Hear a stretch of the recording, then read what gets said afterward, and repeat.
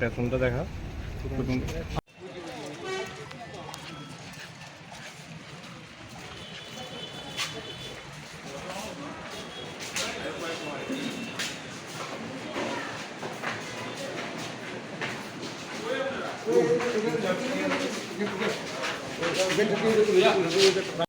আমরা আমাদের সরকারের একটা সিস্টেম ছিল, ই টেন্ডারিং সিস্টেম ওপেন, মানে everybody has got the right to submit the participate in the tender openly.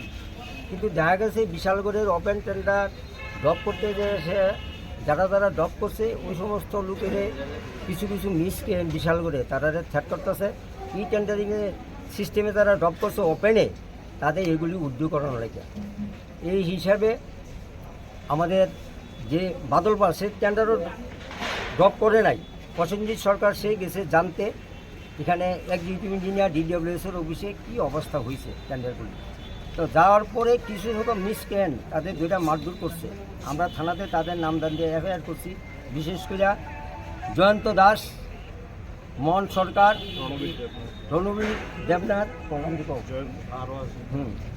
এমন করে 5-7 জন তারা দৌড় মারধর করছে।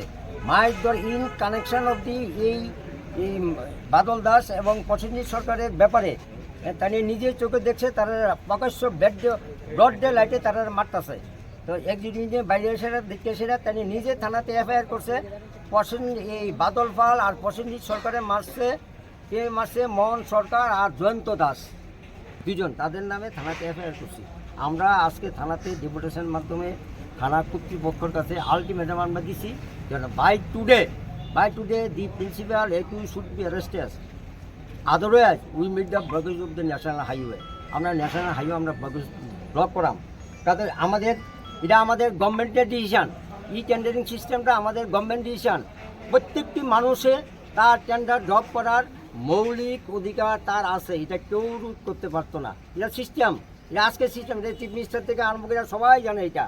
কিন্তু যদি আমাদের প্রিন্সিপাল যদি by today they should be arrested by today night, otherwise we shall make the blockage of the national highway in Bishalgarh market. আপনাদের কি মনে হচ্ছে তাদেরকে কেন গ্রেপ্তার করা হচ্ছে না?